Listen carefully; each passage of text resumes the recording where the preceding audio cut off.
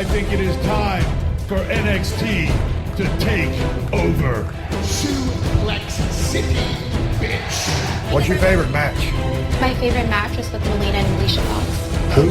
I told my father I'm gonna set up my own lucha league in America, and I'm gonna make it the best league in the world. I'm gonna leave him in a pile of blood and urine and vomit.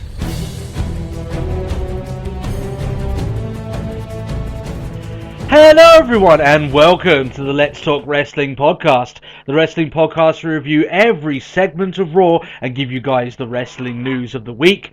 My name, if you guys are asking, which at this point you kind of know it by now, so I don't know why you ask, but god damn it, I'm going to tell you anyway, is Turbo Tony. I am the host of this show that has 86 episodes now in the books, in the bank, ready to go. As of this one, of course. But I don't do this alone, guys. I don't do this alone. Who do I do this with? Well, he is a man who only kills lions in a fair hand-to-hand combat scenario. It's Matt Marsander. I prefer monkey knife fight rules. Monkey knife fight, yeah? Do you put the knife in the lion's hand, or do you put it in its mouth? I don't know how that works. Well, I have knife. I mean, he doesn't really. Or do you both have monkeys with knives? Is that how it works? We could do that. Could do that, yeah. How are you doing this week, Matt? Worried that we're now going to get some animal activists on our case. Well, come on, we're making a flippant comment. There's loads of other stuff going on around about it as well. But yeah, it is bad news if obviously we're making reference to the whole Cecil the lion thing that's going around. If you've been on Facebook, you've seen it. Unless you've lived under a rock. Yeah. I mean, it's horrible stuff. And I'm not going to deny it's horrible, but I think it's kind of indicative that everyone's going crazy over it. Yet they seem to not have a problem with, people dying in mass, like genocide in other areas of the planet. It's just when these fads come around, suddenly everyone's outraged at this certain thing. It's not like an animal or a human thing. I'm not making it like that, but I think it's just funny. The outrage was the fact that the guy paid the better part of $50,000. And it wasn't the first time he did it either. I've actually seen in pictures with him with a rhino. He got in trouble killing a black bear a few years ago. Yeah. Well, I tell you what we should do. Let the lionesses of Cecil have their fair share. See if he can fight one of them hand to hand and see how long he lasts. I'd say that's a pretty fair way of doing it. Would you say, Matt? We could have Rumble in the Jungle, but a legit one. A legit Rumble in the Jungle. I don't think there's any other way that it can be done. To further legitimize Rumble in the Jungle. Exactly. Matt, if people want to tweet us at the show, what do they tweet us at? That would be at Talk Wrestle Pod. At Talk Wrestle Pod. Just feels so good whenever you say it, man. Just feels so good. I would say it myself, but it just wouldn't be the same, It just, I did that episode on my own a couple of weeks ago when you were stuck in your thing. Yeah. It just didn't feel the same. I'm sure our fans felt the same way. And we've had a huge boost over subscribers over the last week, so congratulations to ourselves, and thank you guys for joining on to the show. Obviously, I imagine the majority of it is through the biggest news story of the year, which is the Hulk Hogan racial tirade. And I'm quite happy the way that you and me covered that particular situation last week, and we will be talking maybe a little bit here and there. Another news story jumped on our laps as the last couple of days went ago. If you haven't heard it, I apologise for saying it to you now because it's going to feel like a gut punch. Roddy Piper passed away. As of this, it would have been 2 days ago. As we're recording it now, it's a day ago. We're obviously going to cover his passing away. We're going to be talking quite a large part of this show is going to be dedicated to our thoughts and about Piper. We also got some other news to talk about there. NXT report card. We have fan feedback from yourself. And I did say at the start of the podcast that we do review every segment of Raw. If we run out of time, we're going to be playing with a new format of the show where maybe we don't review every segment of Raw, but just the particular moments that we feel like talking about. Without further ado, Max, shall we begin? Are you ready? I think we shall. We shall. And unfortunately, we do have to start off, obviously, with that big news story that did break. Unfortunately, it's been a bit of a shit year for wrestling fans and wrestling in general.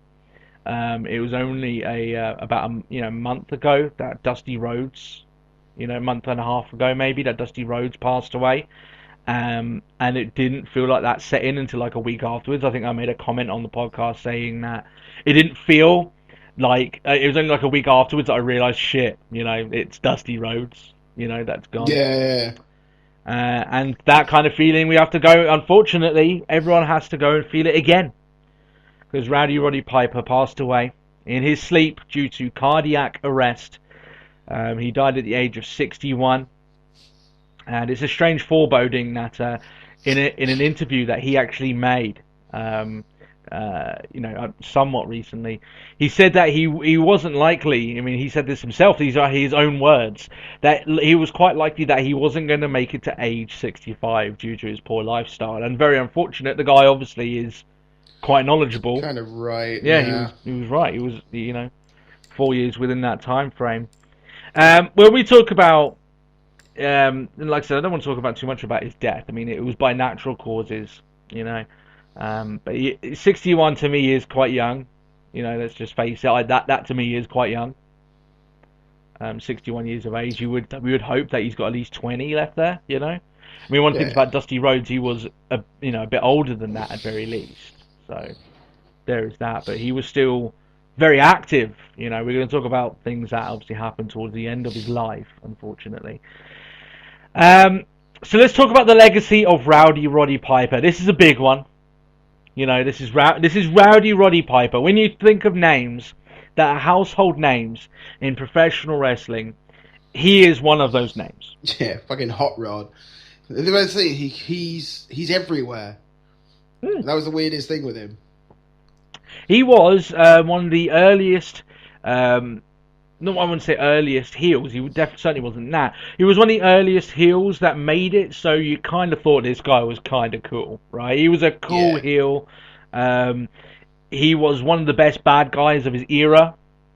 When he came up, I mean, when you look through his legacy, what's quite ironic is that he's one of the people that you can count on one of the few people that you would state that is, WWE main event worthy and for Hall of Fame worthy, and definitely should be up there with all the names like Hulk Hogan and Randy Savage, all these names. And yet he's one of the few people that never won the WWE or WWF at the time World Championship. And the fact is that you could ask that without being pushed to those heights, he still achieved monumental successes in his career. Including being involved, and this is something that will never get taken away from him. He was in the main event of the first ever WrestleMania. Yep.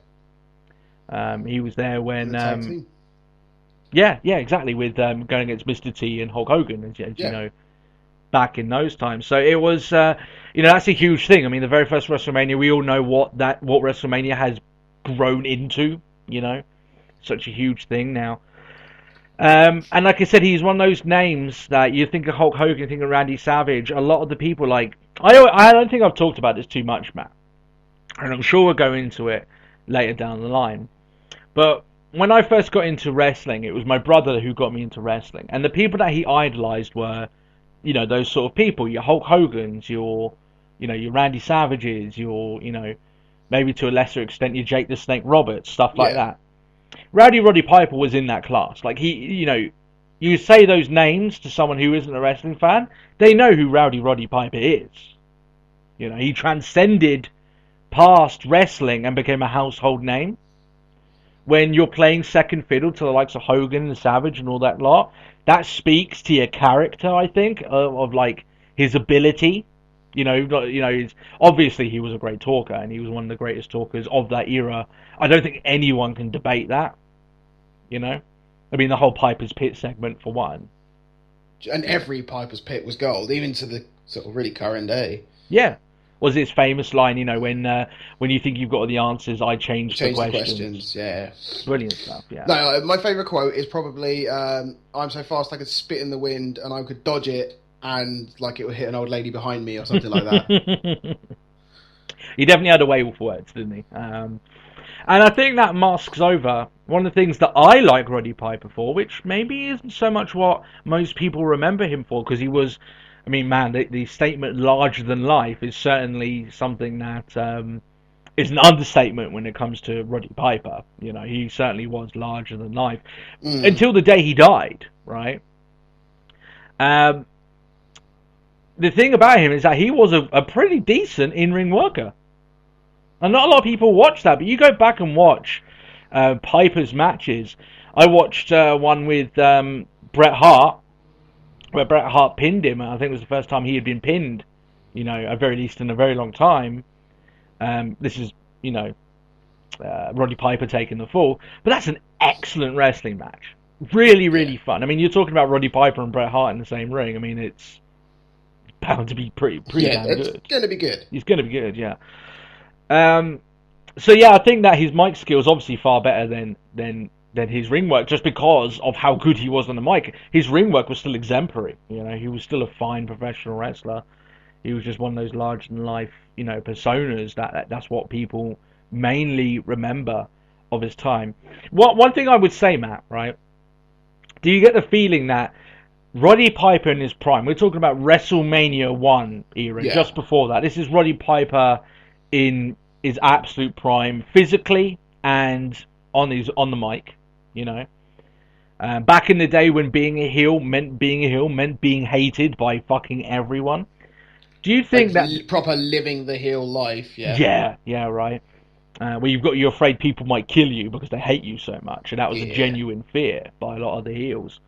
Do you feel that he should be in a way studied by the future generations of heels on how do you become like a next level heel?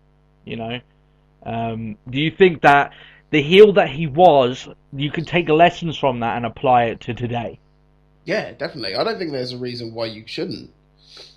Because, I mean, talking's talking, and it doesn't really matter. It was a lot of it was his delivery. Like whether it was sort of fast and frantic or quite calm. And all the time, it was just like, this is good. I like this. I don't ever remember Roddy Piper having like a very shoddy, promo by any means. And even if he's been given bad lines, I remember there was like a Piper's Pit he did, one of the last ones he did on WWE television, and I didn't think it was that good. But it wasn't really down to him. It was more because of the thing that they basically gave him a script, and Piper's doing the best he can do with it, and he made something of it, which is more than most people would be able to do. You know, that's the one thing is, if you consider like his most recent, he's not been on TV for a while. Considering he had a was it a proper Piper's Pit, or was it just an in-ring segment, but with Lana and Rusev? Oh, did he? When did he have that? Oh, I do remember that. Yeah, I think that was one of his last appearances. Yeah. That may be the thing I'm talking about. You know, in regards to that. Yeah, that might be the one you're thinking of, considering you don't remember it. As like, it wasn't so great. I can afford to forget it. Yeah, it's not something that I'm like gonna, it's not something that I'll go back and watch a lot, which now I might do, but there's certainly better Piper's Pit segments and just in-ring segments involving Piper. That was better than the likes of what WWE asked of him recently, along those lines. So there is that. He wasn't just a wrestler, though. We're going to talk about a little bit of his outside stuff. Probably the greatest film that you haven't seen involving a wrestler came out the year that me and Matt... Well, you were born 87, is it? No, I'm still 88. 88, we're both 88. All right. So it was, released at the year of our births. It's called They Live.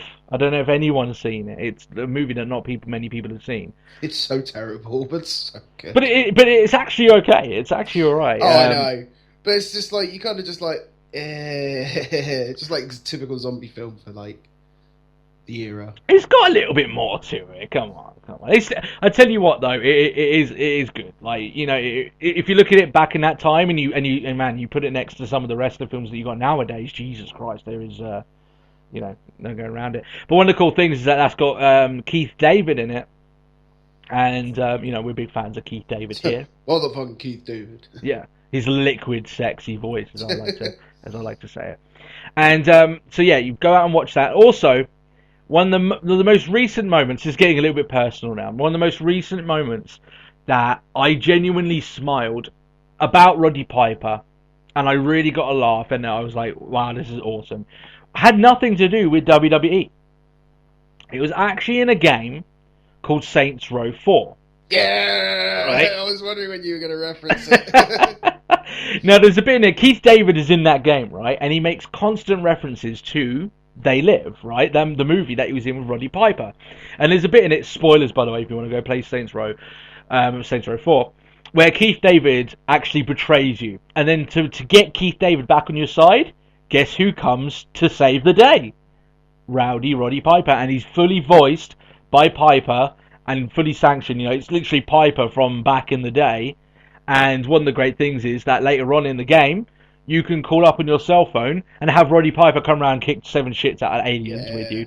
What world can you do that with Roddy Piper? And I guarantee you, if you got that game, shove it in, it'll make you feel a lot better about the whole situation, going in, kicking an alien in the nuts while Roddy Piper tells you did fantastic by doing that. So, yeah. I mean, you are talking about Volition, which is like, they've admitted they're massive wrestling fans. Yeah, exactly. So that was a cool moment I remember with them recently.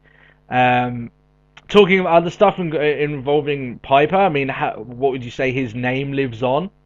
By a certain woman who is fighting over this weekend. You know her as Rowdy Ronda Rousey, the biggest name in UFC.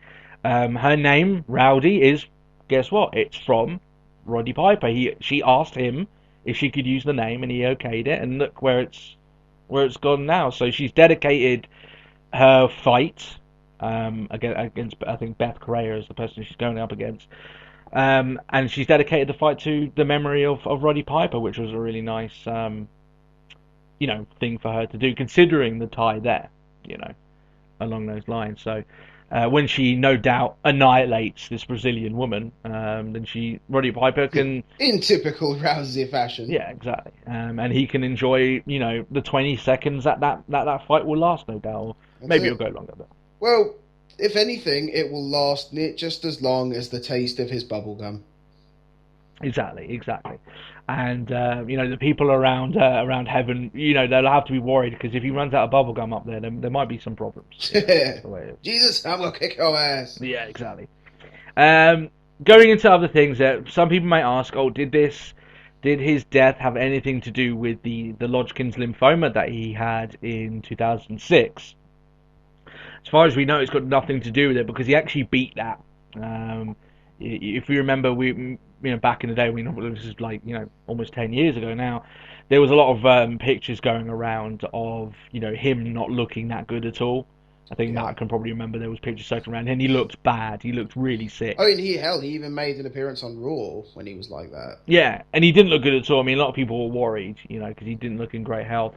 But, I mean, as he said... In fact, do you know the one thing I find shocking? Go on.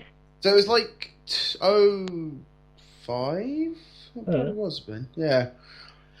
Where we were talking Spirit Squad.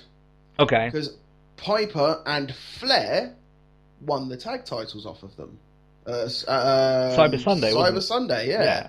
And it was then where they realised, okay, well, if you're going to be back in the ring, we've got to do some tests. Yeah, it was that match that he credits that match as being the one... Almost essentially the one that saved his life, because then it's that suddenly realised, was like, well, if you want to be match fit, let's go. Yeah. You have an issue. Yeah.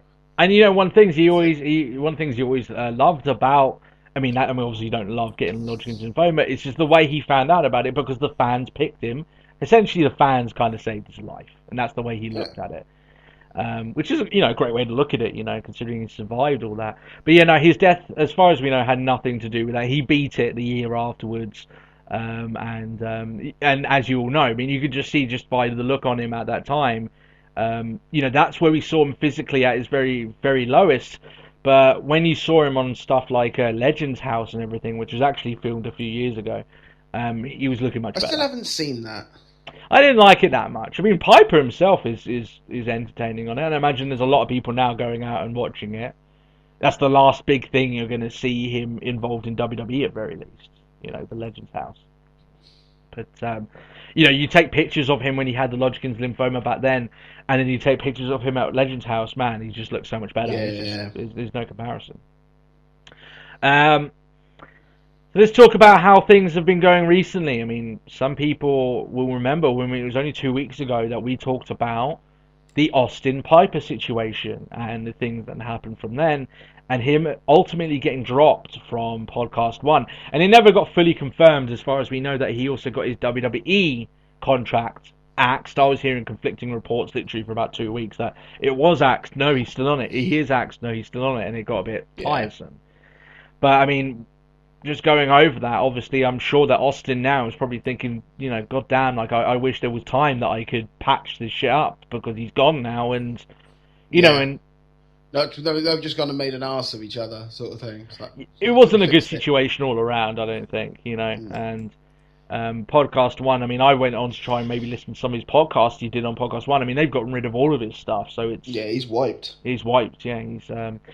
He essentially got the Hulk Hogan treatment, if you look at it that way, or the Benoit, from Podcast One perspective. But... I did see one which was trying to make light of this whole situation. It's kind of typical of Roddy Piper trying to steal Hogan's thunder.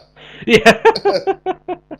And if anyone's going to do it successfully, then, you've got Roddy Piper doing it, so there is that.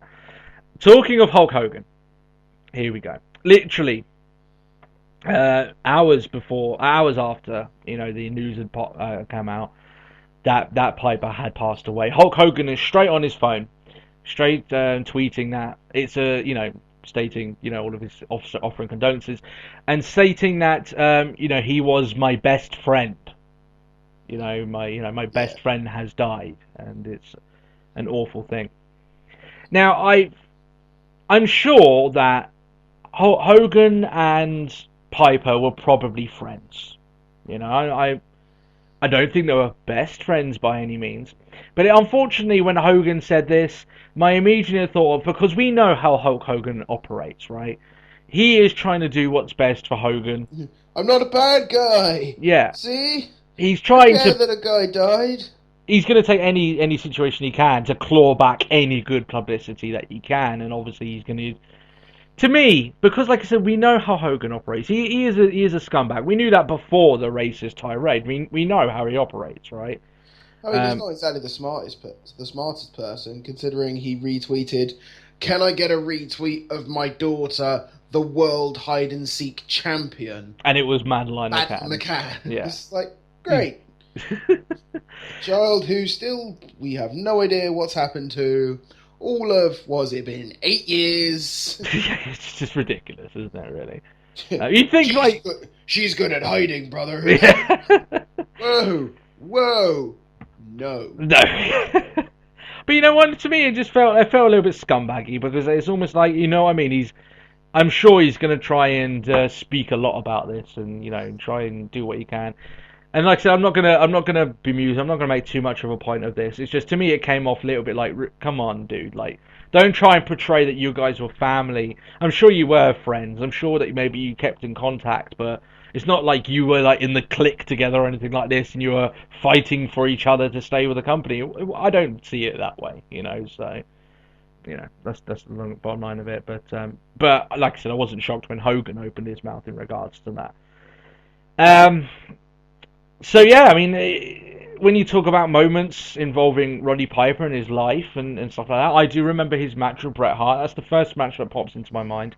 The WrestleMania match, obviously, probably the most high-profile match he ever had, and the one that will live the longest in the in the general audience's memory, right?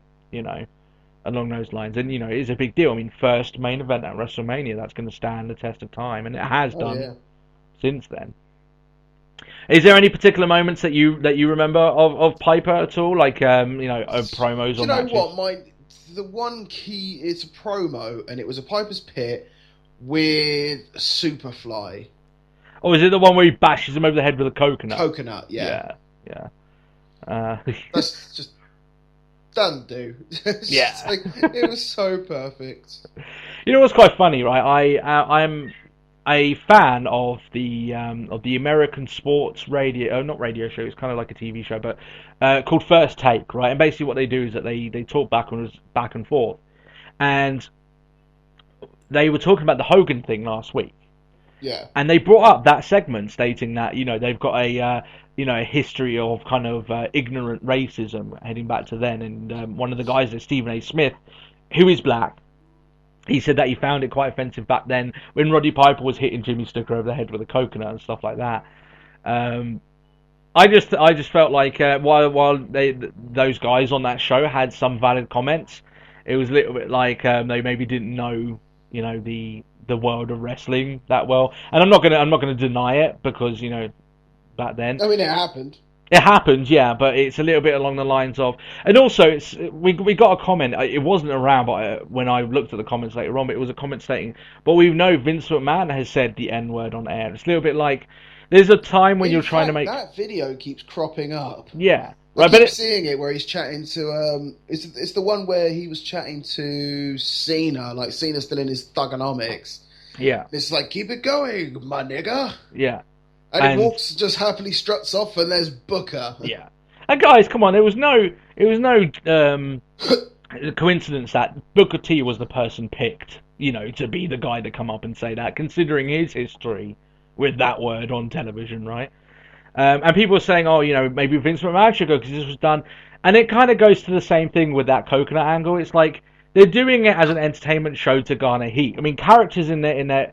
Not in the Vince McMahon thing, and I don't think Roddy Piper was thinking of this, but characters on WWE, if they come across as racist, like Zeb Coulter did, Zeb Coulter was a fucking huge racist for ages, remember?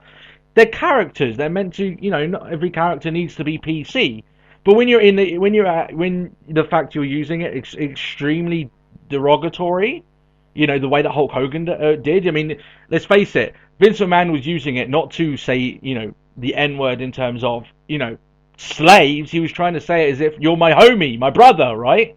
It was a poor use of words, I grant you that, but it's along the lines of, it was an attempt at comedy. It was made to try and look and make Vince look out of touch, which it did. And come on, Booker T was in the segment. It's no coincidence Booker T was in that segment, right? The one to say, wait a minute, So that's it. But it's like, at least it wasn't, like as you said, at least it wasn't one of those moments where it's just sort of like where. Like Hogan used it in like the derogative sort of sense. It's just sort of like he's like, it was essentially no different than going back and watching Django Unchained. Yeah, but what I mean along the lines of that, there's two different ways you can use that word. It's one of them, you're trying to be very offensive, right? You're trying to call them slaves, essentially, which is the way that Hogan, it's anyway that he was trying to be offensive. If he had completely removed that word, the N word, from that entire tirade, guess what? It still would have been racist. It would, even if if he took it out, it wouldn't have been racist. It would have just been offensive to the person. But no, because he's still offensive towards black people. Because he's saying, I don't want my wife to have intercourse with a black man.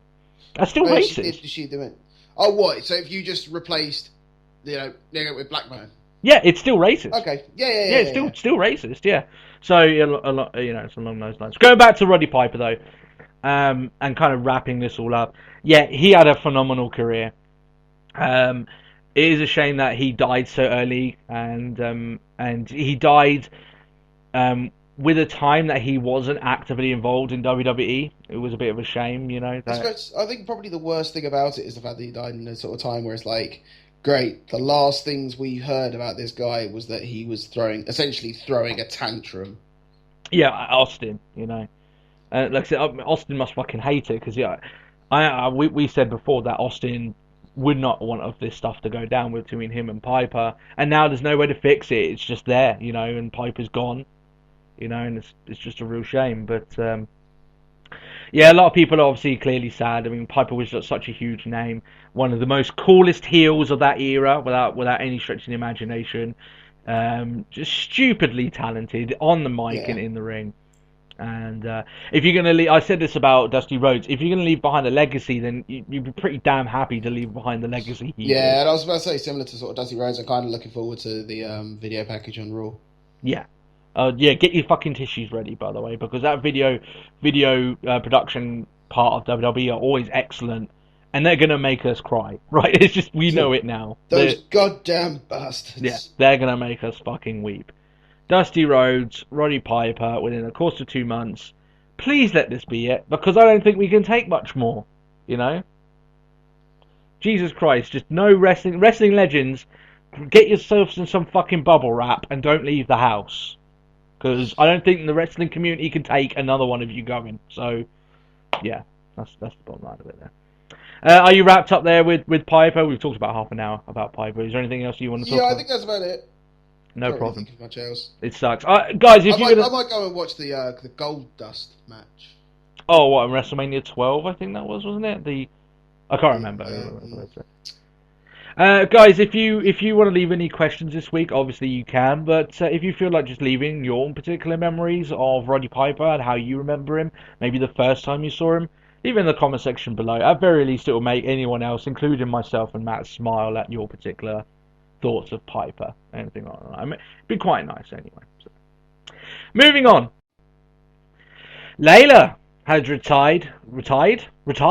That's what I meant to say. Retired from WWE. She retired her boots. She retired her boots for the very last time and hung them up. That's the way it is. Thanks for saving me there, Matt. Thank you. Obviously, for fans of both Rowdy Piper and Lela, it was a pretty shit week for you guys, unfortunately. Now, let's be honest, Lela hasn't been featured at all. Probably really properly since her part of Lay Cool. You know, that was probably her most prominent moment. She had a moment where she came back. She got injured. Mm. And she came back. And then that was about it. Yeah, like let's look at it recently. She hasn't done anything, not even managed. Hey, she was backstage at Paige's Diva Rally. Was she? I'm pretty sure she was. I don't know if she was. I don't know. She was backstage when the guys were there. Sure. Entourage, that's the one. Sure. Which is the most that she's done recently. Pointless backstage segments, which is a shame because, unfortunately, when Lela made her return from her injury, one of our mates did have to turn to me and go, "Matt, jaw that." Yeah, I mean, in true Jim Carrey, the Mask style, roll back the tongue. That's it. I mean, the fact is, she's a Brit, so we have to look after our own, with that. I keep forgetting that. Yeah. Now, obviously, she came into WWE as a dancer, a cheerleader, whatever you want to call it, for the Miami Heat, and then she moved in from there. When she first came in, she had that horrible hairdo. If you remember, it was that the big afro. Oh God, it was awful. But she. Hey. It was with that big afro that she fake sucked off Triple H. What? Oh yeah, I remember that. Actually. Okay, that was back in the DX days, was it not? Yeah. I think. Yeah. Okay. So if you look at it back then, I mean, she's been with the company for a long while. It's just that she hasn't been used or featured in God knows how long. But when she was in the ring, she was okay. She was part of like I said, Lay Cool. They were very successful if you look at it back then during the dying days of the women's championship before She's a London girl. Yeah. I knew she was UK, but I was like, I didn't realise she was a Londoner. She hides her accent pretty well, I think. Even though it does come out, and maybe it's less, less prominent because she is less prominent. We don't get to hear she attended college in London, so she's actually. I thought it was just like maybe she was born in London but left when she was 3, sort of thing. No. Yeah. No, she's England born and bred, but I think the majority of her, of her career anyway, has been in America. So there's some rather good pictures on Wikipedia. Matt, come on, don't get too distracted Apologies. But yeah, I'd say obviously she wasn't doing much here. I think that she'll leave the company thinking that she did pretty well. She was women's champion, Divas champion, had some good matches. She was in the first ever Divas table match. Yeah, with Natalia jumping off, even though that was not... I remember that being a little bit less monumental when you've got... Back when TNA were kind of doing good stuff and you've got them DDTing their girls onto chairs, it seems a little bit tame in comparison. But to her credit, she did it, and she did alright. I hope everything goes okay with her going forward. She always struck me away from the ring, away from any character, being a character. She struck me as being quite a nice woman. So, hopefully things turn out the way they do. Who knows if she stays with wrestling? She might not do. Might want to go somewhere else. Wrestling hasn't been her entire life, even though it's been 10 years almost. But fair play to her. I think she's done okay, and it was only a matter of time. If she hadn't retired from WWE, I'm sure WWE probably would have cut her loose soon anyway. I mean, with all this Divas Revolution. I think it was starting to end up in it's like the Divas Revolution, but I think we're starting to end up very similar to JTG. It's like, shit, you're still on the books. Yeah, and eventually they'll cut you. I think that's what it came to the point. Lela can leave here saying that she retired. It was her choice, and hopefully everything works out for her fine. Who knows what she'll go up to next? Who knows? Yeah. Here we go. We said that we would cover it when it happened. We're covering it now. The conference call for this financial quarter for WWE happened on the 30th of July. One day after my birthday, by the way. Did you know what I did for my birthday? I treated myself, Matt. Do you know what I treated myself with? What was that to? I didn't watch Tough Enough this week. That's what I treated myself to.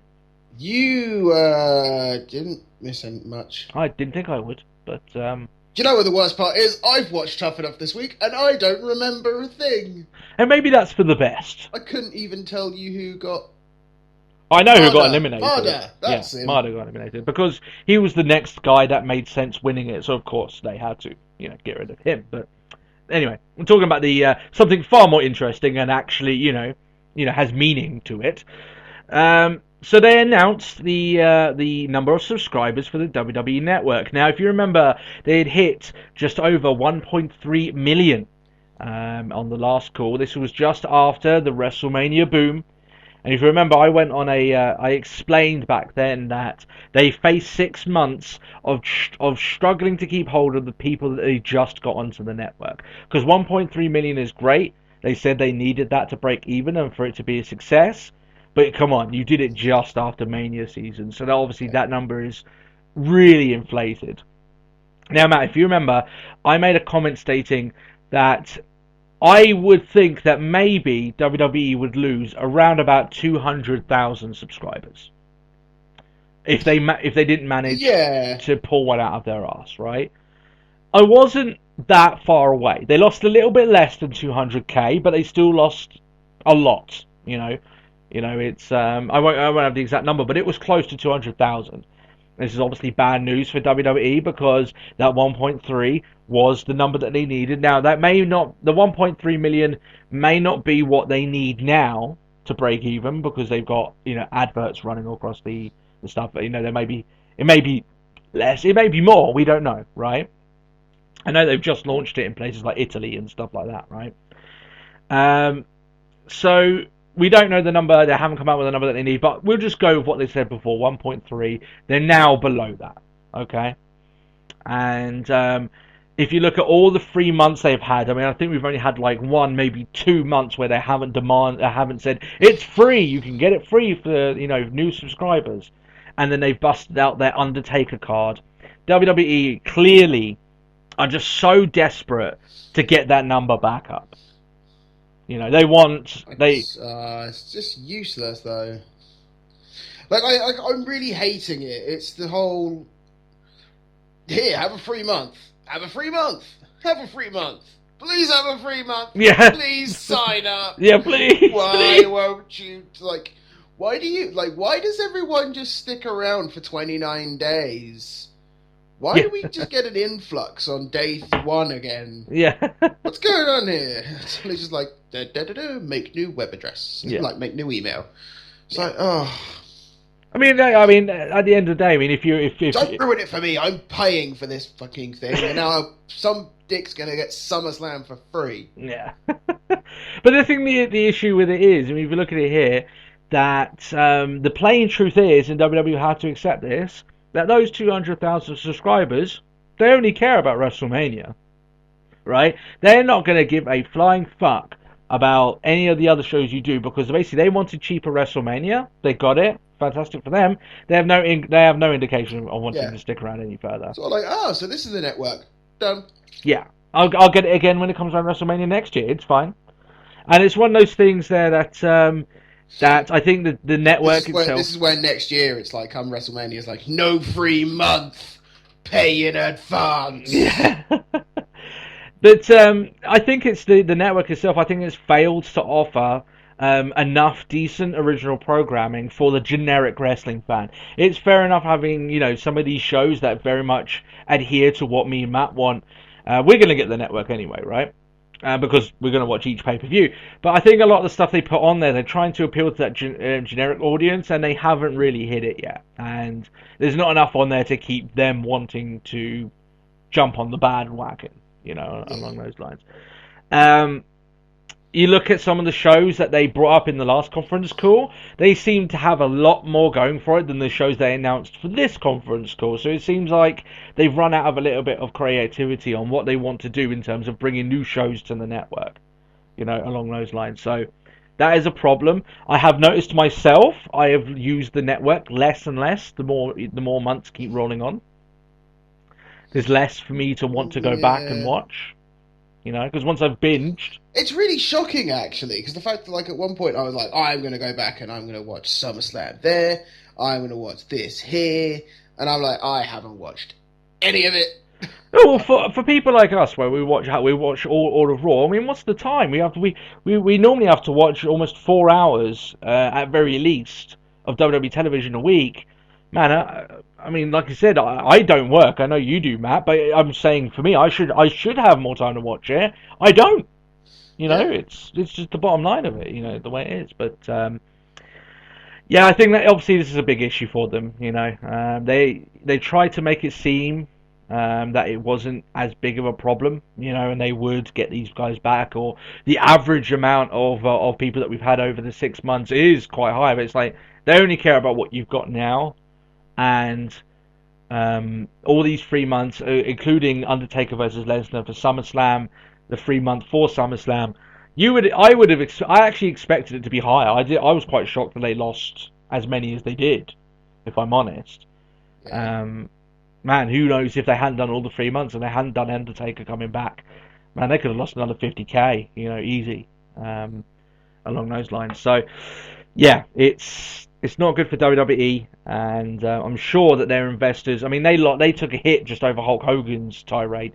I'm sure that this particular call didn't do much to ease their concerns. Yeah, it's good, forward. Right? Oh, it's a terrible thing. Yeah, it's not good at all. Hogan's a racist prick. Yeah. And we've now, what was it? Their shares dropped, 14%? Yeah. I think it was a bit more than that, actually, which is like a catastrophic drop through the actions of one man who's not really directly linked, not directly tied to the company, other than the fact he is Hulk Hogan. That's wrestling. Yeah, right. That's bad. His name is so synonymous with WWE. It's along those lines. And we said back there when we talked about it last week, it's like, now we can understand why WWE went so extreme in terms of trying to remove him away from WWE. That they expunged his name from the record books almost. So, because they took a $50 million hit in it. Now I do expect that they will get that back up. It's just the initial hit. They're worried that people will start pointing fingers at WWE. I think they'll recoup that. I honestly think that they'll be okay. It's just it's a warning shot at WWE. Along those lines. But one of the shows that were axed is Swerved, the show made by Jeff Tremaine. You may know him as the guy who did Jackass. All right. He came in and did that show. Did you watch Swerved at all? I watched 2 episodes. There wasn't that many anyway. I think there was only 3 or 4 put up. Now, the reason apparently why the show has been axed is because of the talent. The talent aren't happy with the show, with it going on. Yeah. They disliked it. I remember actually seeing one of the things where Kofi got blasted with these with powder, talcum powder or something, wasn't it? Yeah. And you looked at his eyes, and they're basically blood red. And you could tell he's fucking hell. It must have been extremely painful.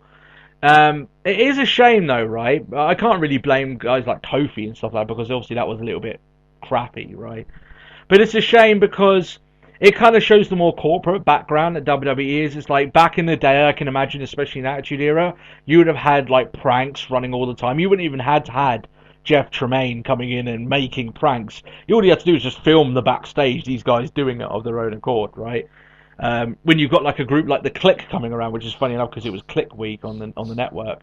You just have to film them. Single thing about that. Yeah, right. I mean, hell, all you have to do is just like listen to recently Chris Jericho's podcast with Big Show. Yeah.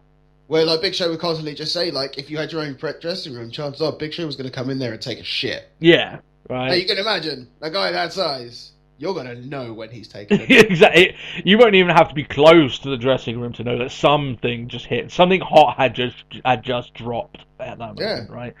But like I said, it just kind of shows how things are now, nowadays. I'm sure that a show like this probably would have gone over huge back in the Attitude Era if you were to put that time and that show together. It just kind of mixes. But I mean, the little like when they did you watch any of Swerved? Yes, yeah. Like the first one where they had like, we're gonna make nachos. Oh, that was quite funny. But then like it got very old very quick. But it was like that doorman. Yeah, like, yeah. Oh, I know who he is. That's Kofi. Yeah. I'm Seth Rollins. Yeah, I don't know who you are. You know him? Yeah, it's Kofi. But me? Nah. Yeah, I don't know. I maybe a few of the talent came and complained about all the stuff going on. I don't know. I thought it was lighthearted. It actually showed these guys being way more genuine than they come across on actual reality TV shows, which is quite funny. So, but still, bit of a shame. Matt, if you pre-order WWE 2K16, guess who you're going to be able to play? Get the Terminator. You get the Terminator, which you may be thinking is quite odd, and a few fans have gone along the lines of saying. I shared the video on our Twitter. I thought the video was brilliant. I loved the video, but I'm not sold. I'm definitely not gonna be pre-ordering. Well, I wouldn't pre-order it anyway. For the sake of Terminator. No, it's not gonna. I mean, I'm not a fan of pre-ordering games anyway, right? It's just along those lines. But a lot of people, I mean, people have been going crazy, I want wrestlers in my wrestling game. Guys, apparently, according to them, they're gonna have more than enough wrestlers for you to use, so I wouldn't worry about it too much. That's it. Oh no, you're gonna have 121 people to possibly play from. Oh. Yeah.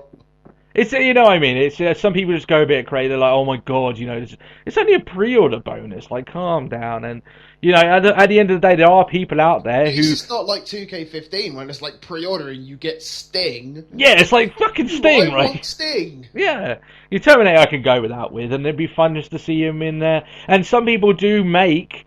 Like they will download off like the community showcase. Yeah. They will download characters that aren't normally from the wrestling world and stuff like that. So like create a character to just like explode. Yeah, exactly. So it's cool. I mean, hell, I saw create like a create a Finn Balor one on. Was it called 2K14? Yeah, 2K14. Yeah. Like, I bought that, and then, like, how to make Finn Balor. I was like, Jesus. Like, this game's before he even came to WWE. Yeah, exactly, right. So, it's pretty cool. I just think people sometimes just get too annoyed for these sort of things. It's just like, if you don't like it, just don't pre-order it, right? I'm sure 2K16 will be good. We'll see it when it comes out. And you know what? What's quite interesting about this is that having Terminator as a pre-order bonus is that it will make me YouTube it at very least when the game comes out, because I will want to see at least how he looks in the game. So yeah. There is that, and I think if that finisher they'll give him. Yeah, there is that maybe. But still, I think it would be quite cool, and just to have the Terminator. I was about to say Undertaker, Terminator's theme music coming out. I mean, that's just gonna be cool anyway. So yeah. What would it be though? It'd be the dun dun dun dun. That would be what it. Yeah, I guess it would be, wouldn't it? Yeah. It could just be like Guns N' Roses. It's just should be my hand. Yeah, something like that. I think it should be. Okay. I'm sure they have to pay out their ass for the rights to it. But, rights, yeah, exactly. Let's move on to our fan feedback, Matt. Yes. We've got a few interesting questions by our fans. One of the almost 350 fans, might I add. That sounds good to say. Bazooka Majin will never understand why Stevie Richards is not in the Hall of Fame. And my reply to that is, it's just like vacant, right? He's just so good that the Hall of Fame just isn't good enough for him. Yeah. So, it's just the way it is. They need a Hall of Fame for the Hall of Fame. And people like Stevie Richards, they're up on an echelon, man. They just can't beat him. Talking about questions that maybe aren't as much comedy inspired. Amphion asks, if Taker wins clean at SummerSlam, just how much will it set Lesnar back in terms of credibility? And the carefully crafted image of indestructibility that he's enjoyed since WrestleMania 30. He thinks it will be disastrous. Now, my answer to this is, first of all, I really like this question because it's the question that WWE should be asking themselves. Yeah. Right? It's the fact that we can instantly go, there's a problem with this, and they're like, I don't see where the problem is. It's like, it's Taker versus Lesnar. What's the problem? Who's going to win? I don't know. Well, who's it going to hurt? I don't know. Yeah. Right? WWE, they should have thought about this even before they put Lesnar and Taker together. Right? How much is this going to damage Brock Lesnar if we do decide? And I do believe Vince will let his nostalgia get to him, and I think he's going to let Taker get his win back. And in terms of how much will it set Lesnar back in terms of credibility, I think it will. I think it will very seriously damage the perception of Lesnar, and you're going to have to spend a good old 6 months, if he's willing to do that many dates, building him back up as the monster that cannot be beaten. When you've got The Undertaker comes back, and come on, guys, I mean, maybe it's because I'm getting a little bit older. I can't separate the fact that when you've got Lesnar against Taker, there should only be one winner in that equation. It just doesn't make sense any other way. So, there is that. If I were booking it, Matt, I would make Lesnar win. I know I would make him win. Easy, clean, not easy, but clean. Like, I'll have it for, literally, essentially, if Lesnar was meant to win at 30, I would give it as the match we were meant to have had. Yeah, right. Before, but with the same ending, right? With the same ending, just with Taker actually being able to go rather than going droopy. Yeah, rather than getting knocked and, being in another world for a good 20 minutes of that match, right? That's it. If you're going to do it like that. But I like I said, I firmly believe Vince will go with Taker getting his win back, And if that is the case, it's Lesnar being unbeaten for this long. I mean, he has been unbeaten because, technically, he's been unpinned, right? Do you know what? I saw a great theory. Go on. There's an outside interference. Lesnar still wins, or at least doesn't lose. Mm-hmm. Sting interrupts the match. Oh, what, to save Taker so he can have his own match along those lines, or maybe just to save Taker. Yeah, to attack Taker, and yeah. While that at least solves the problem, it's a little bit like you've had 2 fuck finishes and 2 Lesnar matches. I think that's a little bit of a problem. But I mean, the way I look at it, right, is that Vince, WWE doesn't need to really worry about the why protect the legacy of the Undertaker? If he loses to Lesnar again, his legacy, holds up almost better than anyone in wrestling history. I mean, no one's going to look at Undertaker as the man who got beaten by Lesnar twice.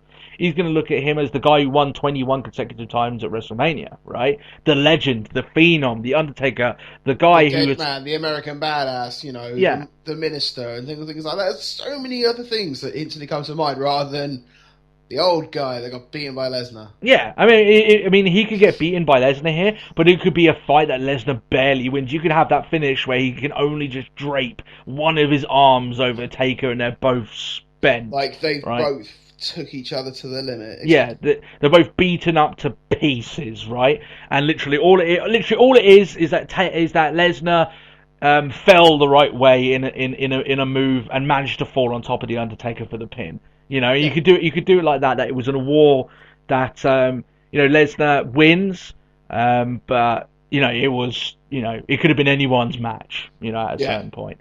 but Lesnar should still Like, get this win. down to the wire sort of thing. Yeah. And like I said, I like this question from Amphion because, yeah, it's all well and good us answering it, but it's the question that WWE should be asking themselves. How much damage are we doing to our star attraction if we, for some reason, let nostalgia get to us and let Undertaker have his win, which kind of goes nowhere, right? I mean, we're talking about the ultimate part-time. Lesnar will do more dates than Undertaker will if you're looking at that. Yeah. In that I mean, hell, the fact that we've already seen Undertaker twice this year. Yeah. 3 times this year. I mean, that's a shock right there, isn't it? Along those lines. So, yeah, it's. I think Lesnar can capitalise way more on a victory than Undertaker can, because we're not going to see Taker until WrestleMania. We will see Lesnar before Mania. So, yeah, I mean, everyone knows my thoughts on it, and I do think it is quite damaging to Lesnar. They can save it, right? Just staying on this a little bit longer. They can save Lesnar. They can keep it with Lesnar that he's, he could lose this match and they could build him back up again, but can we trust WWE to do that at the moment? I'm not as sure. I don't know how they could build it back up. I think that's the problem. It's possible, but it's hard. It's all well and good. Like, oh, he'll have wins. It's like, yeah, but wins is one thing, but you had him lose to. To say you had him lose to the Undertaker is, not really a terrible thing. Yeah. You lost to the Undertaker. Fair enough. A lot of people have.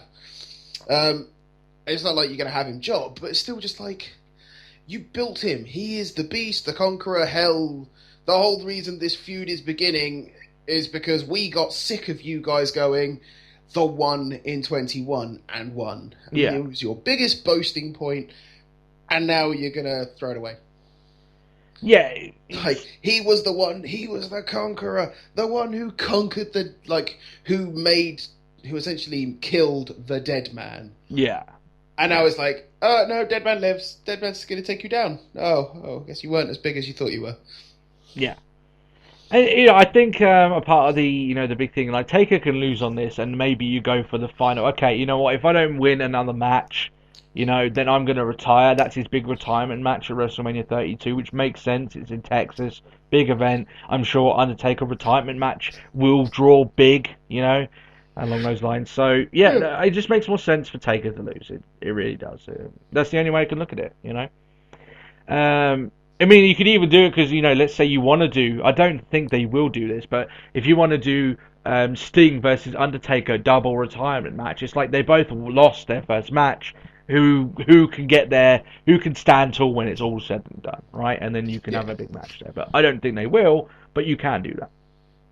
Enzo DaCosta asks, with Taker versus Lesnar at SummerSlam, do we think his idea is a good way to book it? And here's his idea.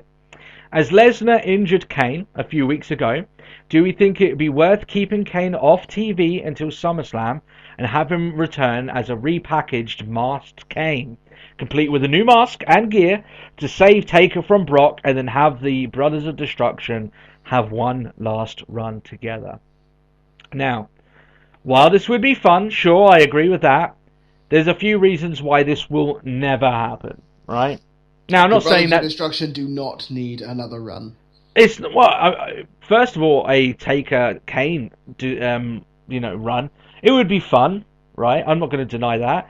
It's the fact that Taker isn't going on a run. He's only going on literally just the one match, and then you won't see him again till WrestleMania. So he's not going to be doing like 3 months of matches. Once he's done this match, he's going away, right? So you can't really do that with Kane. And also, I think WWE have done a fantastic job, a monumental job of making Kane look like a bit of a pussy, right? A bit of a guy who takes his marching orders.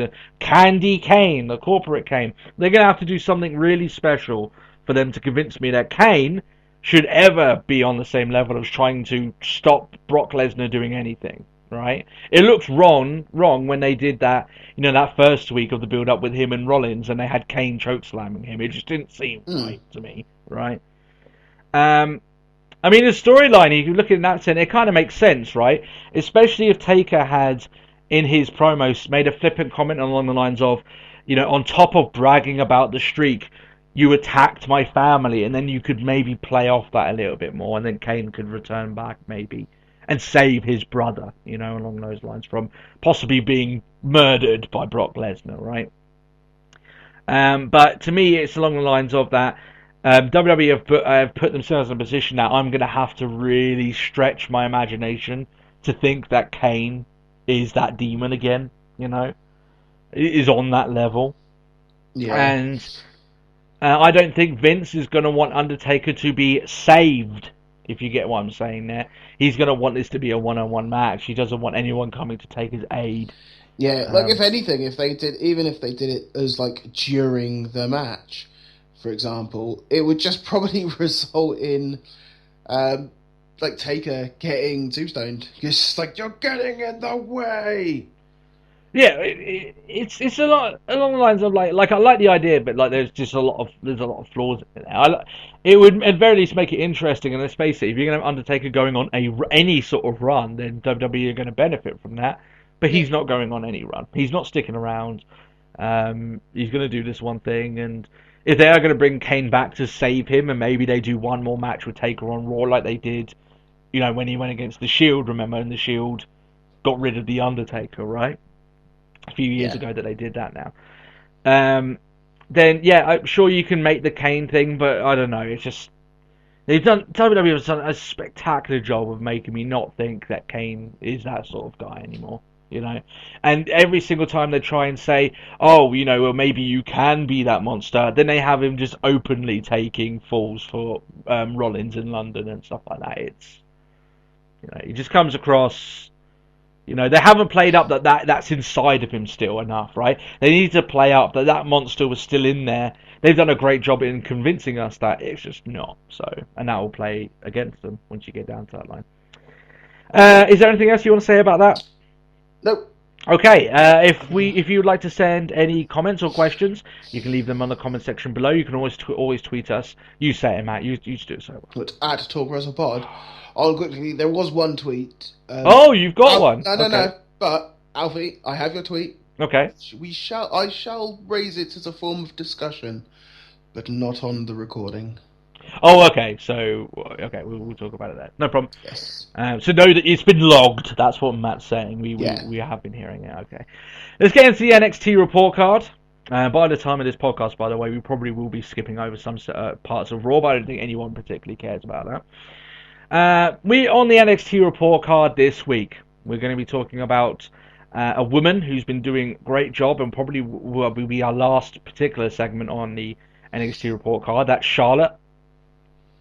And we're going to be talking about the Vaude Villains, who we're going to be going more on people that actually were on the show on NXT.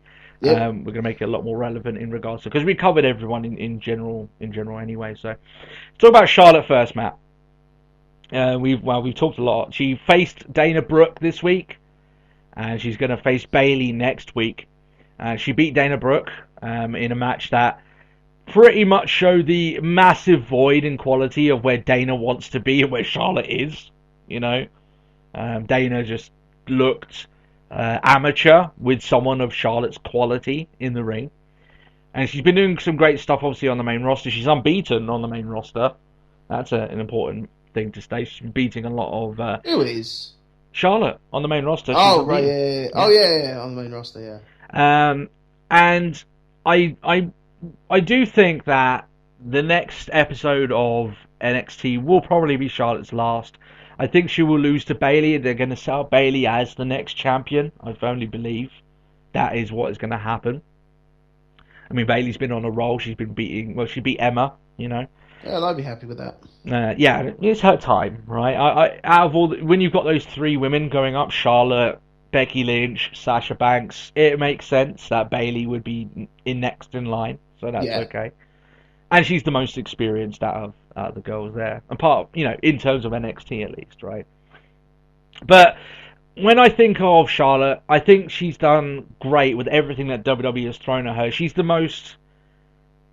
What's the word? I think legitimate, right? When you look at her, you think that she's a competitor. You don't think of her as like a diva. You think she's a wrestler, I think, when I look at Charlotte. Do you feel like the same way? Like... Legitimate, is that the right word, maybe? I don't know whether that is. Yeah, I think I think probably legitimate is probably the best way to put it. I think it goes on that whole sort of, son of Flair, daughter of Flair. Yeah. And it's not even the fact that it's just like, it's not like, oh, it's kind of like the kid of, that's a bit like, oh, Bo Dallas is the son of IRS, but they barely really play up to much. it at all. Yeah. It doesn't really mean much. I mean, and as much as he was quite a bit of a name at the time, IRS is no Ric Flair. Yeah. Let's just be honest with it. Yeah. But she goes and she proves that it's like, it's not even just the fact that I am a Flair, it's the fact that I am that damn good. Yeah, and when she I goes, love it. Yeah, go on. No, it's just saying I love it. It's like, it's better than her daddy's. It's the figure 8 leg lock, and it's just like, it's great. And when she emulates stuff like that her father did, like I said, like we said before, it doesn't come off across like she's ripping off her dad. It's like she's performing them almost just as good as her dad ever did, right? Yeah. So it's like, and she, I firmly believe that she is one of the best in-ring talents that WWE has in the women's division, and she got so good so quickly. It's quite unnerving, right? How good she got, and she's still getting better. She is one of the best female wrestlers they have. But when she lost the NXT Championship, one of the lines that I've always said about Charlotte is that she conducts herself like a champion. And guess what? Losing the belt didn't change it. She still conducts herself like she's someone to be beaten, right? Like, I don't need to fight you. You need to beat me to prove yourself. Yeah. And being the champion or not being the champion doesn't really change that fact. It's, I'm Charlotte. You know what I can do. Everyone knows who I am. You're going to try and beat me to make a name for yourself? You can try, but more than likely I'm going to make you tap out. That's what it seems like, with Charlotte. Yeah. And the rivalry between her and Sasha Banks should be the rivalry that keeps going backwards and forwards for the rest of their careers on the main roster. I firmly believe so. I would love to see Charlotte Sasha Banks at WrestleMania for the for the Divas Championship. If they really want to keep it called that, which they do, right? And you can have that as your 10-minute women's match. The stuff they could do in 10 minutes, it's amazing. But it also helps as well the fact you've got NXT women literally lining up, almost waiting for their turn to try and beat Charlotte, right? It kind of helps towards the fact that she's a big deal, that she's someone to be beaten to raise your stock, and it makes Charlotte seem like a badass, to someone that you want to eventually be on her level, but try as you might, you probably won't ever get there, sort of thing. Oh yeah. I mean, here I'm just kind of going over superlatives. Everyone knows. A lot of the ones, I think all the ones that at one point you could say could not easily beat her, because there's nowhere easy beating in Charlotte. But it's just there's nobody currently who's not already stepped up to the main roster. So you've got obviously Charlotte, Becky Lynch, and Sasha Banks, and the three of them are like, well, as we just used like the terminology of the NXT Women's Totem Pole, that's the top gone. It's just like, oh, and now there's all these little people at the bottom. Yeah, they're getting bumped up. Yeah. I think we said before that NXT needs an injection of new faces. It hasn't had it enough, so I wasn't that frustrated at the fact that these three amazing girls are going up. It opens it up. It shows if Bayley can hold this division. I'm guessing Becky Lynch is going to have a singles match on this Raw coming. I Because hope so. Paige has had one, Charlotte's had one. Yeah, Sasha Banks has had plenty, and I think Becky Lynch is. I mean, we're going to go into that. We'll this week's, yeah. We'll get there in the end. But. So, my grade, I think I initially gave Charlotte an A because of the fact that I thought her mic work needed a bit of work. I actually think her mic work, looking back on it, especially this week, was fine. Now I'm gonna rack it up. Charlotte A star. I can't. She is everything that I would want as a female competitor in WWE. She's very much like, how JBL refers to Randy Orton. Yeah. Like, if you built a superstar from the ground up, Yeah. that's Charlotte. Yeah, if we were to build a woman to hopefully come and change things for the better in that division, you wouldn't look that far off. Then the finished product of what we come up with would seem a lot like Charlotte.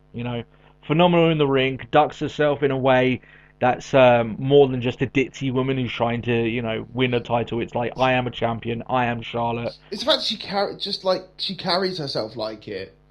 It's just sort of like, I might not even hold the belt. But you know what? I'm a fucking champion. Yeah, exactly. I love that. It feels like I said, legitimate is a good thing to.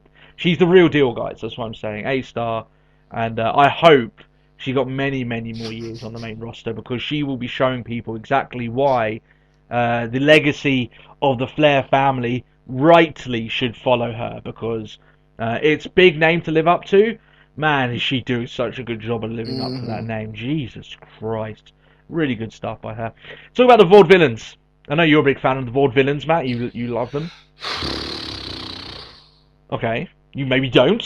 Have you changed your mind? I do, but I don't. Okay.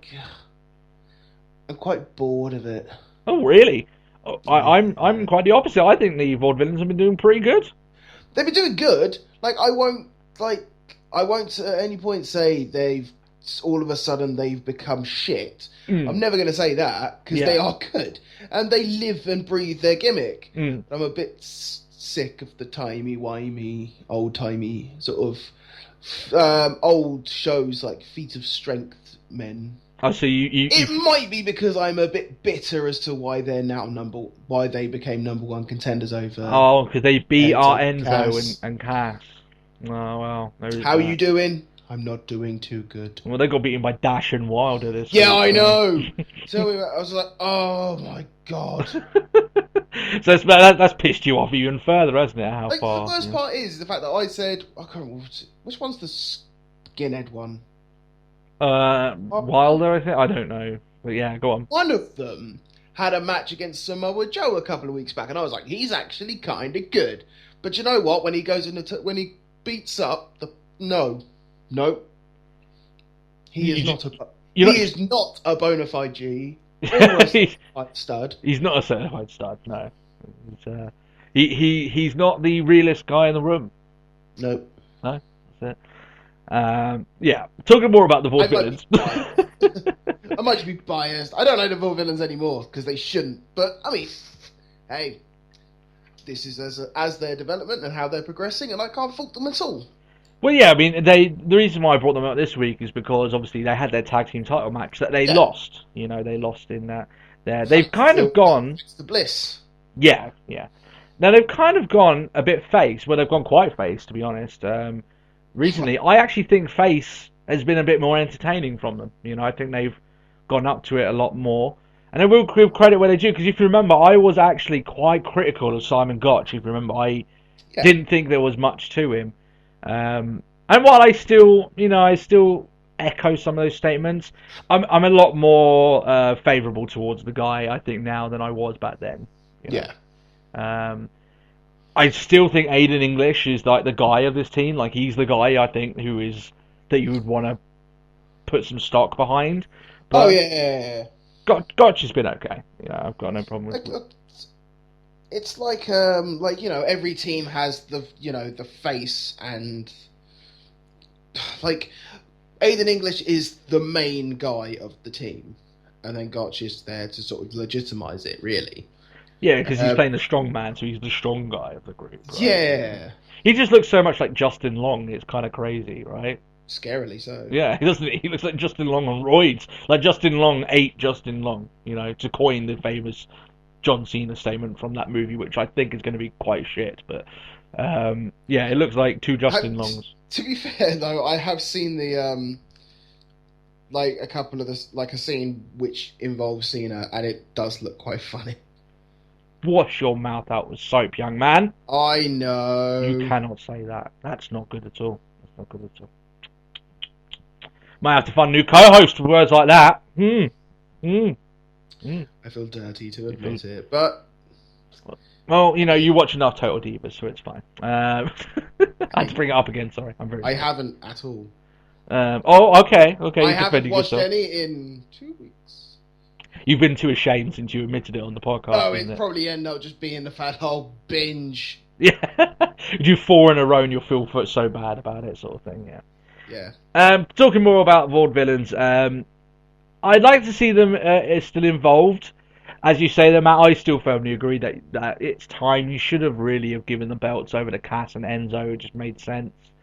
I'm glad to see them more involved though, because it makes the tag team division a bit more interesting. We've got Gable and Jordan, which are really impressing. I like Gable and Jordan. And obviously Dash and Wilder, they're giving a little bit of more rub to them, considering the fact they beat Enzo and Cass this week. Yeah. You got the Hype Brothers, got Vaude Villains. It's looking a bit healthy, it's looking all right. If they're building up a team to hopefully face them, and if it isn't Enzo or Cass, then I'm all up for Gable and Jordan, because I'm whenever I see Gable and Jordan in the ring, I'm excited to see them wrestle, and that's exactly what you should be.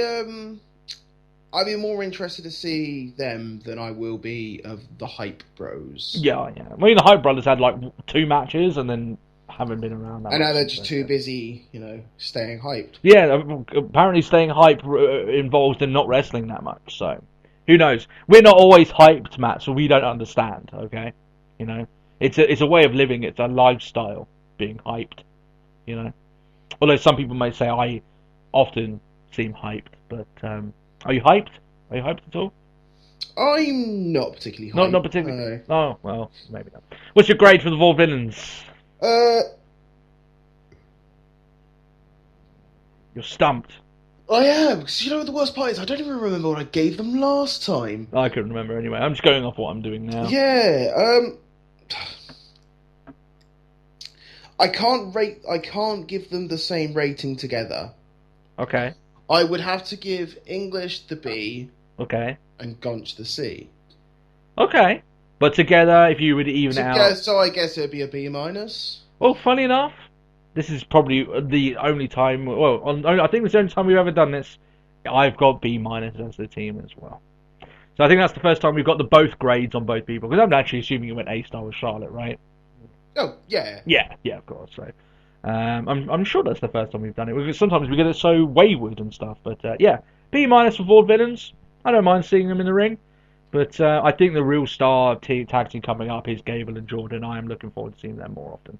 Their finisher, by the way, is so kind of basic, but I love the way they do it. Gable and Jordan. So if you haven't seen it, it's like Jordan kind of whips them around, throws them in the air, and then it's like a backdrop from Gable. It's pretty. It's nice. So not so bad. Right, Raw review. Let's get into this. We're going to skip a few more of the shitty backstage segments. I lied at the start of the podcast. I'm just going by timing. We're not going to review every segment. We'll review the most important stuff. It's the first Raw coming off the Hulk Hogan controversy last week. You got no Brock Lesnar, no Undertaker around. So if I were WWE, I'd look at this show and maybe the next couple as a way of really boosting the rest of your mid-card, because you've now got a 4-hour SummerSlam. Got an extra hour for SummerSlam, so yeah. Brock Lesnar Taker ain't gonna feel hot. I don't think that's gonna feel anything more than half an hour, 40 minutes max, if you're being very generous in terms of video package, entrance, ending, and the actual match. I think you got at most 40 minutes there, so you've now got 3 hours, around about 20 minutes, and you need to fill that with decent stuff. Otherwise, we're gonna all be burnt out by the time we get there. Emanating from Oklahoma City, obviously the home of good old JR. So I wonder if he watched there this week. Obviously he does. He keeps on track with WWE. He reviews it on his own podcast. The Authority kick off the show. They've got their prize boy Seth Rollins in tow. Triple H does make that announcement that it will be a 4-hour pay-per-view. And him and Steph fire off a couple of matches that happen there on the show. They're using their hooks as much as they can. Announcing a lot of the matches happening there. Seth is stating a lot of the stuff you'd expect from him. I'm still the champion. I'm the man who walked out of Battleground the champion. You know the kind of spiel that he comes up with. Yeah. You know what kind of stuff. And he wants the fans to admit he's the greatest WWE champion of all time. And this brings out John Cena talking about champions. I think John Cena here, he didn't know it, but enjoying the last few moments of his nose being on the correct side of his It's like, face. I can smell. Mm. I can breathe from my nose. Yeah, that's always fun, being able to actually, use your Breathe. nose for anything, not having it wrapped around almost where your right ear is. Cena calls Rollins a joke. Again, that's his main thing of calling him here. And it says he wants a match for the WWE World Championship tonight. And Steph says, well, you know what? You're in... Rollins obviously doesn't want any part of Cena, but Stephanie reminds him, you're in Cena's airspace. So get used to losing a lot to this man, okay? That's it. Gonna happen. You're going to stand across from him, and guess what? You're going to be stood across from him soon, and he'll be holding your belt. They may have just lined up.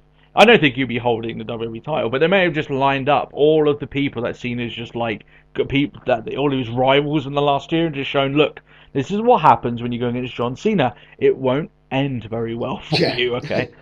Will it be bad? Of course it'll be bad. Yeah, it's John Cena. Michael Cole says here, because they announce here that instead of the WWE Championship, there will be a match between Cena and Rollins, but it will be for the US title. And Michael Cole says, Rollins has nothing to lose tonight. Oh, Michael. Maybe not tonight, but Rollins, believe me, he has everything to lose when you face against John Cena. It's just the way it is. I thought this segment was fairly boring, Matt. It was a typical Authority opening. Yes, like, oh, what a shock. The Authority are here. Yeah. Great. But, we haven't had an Authority opening segment for a while.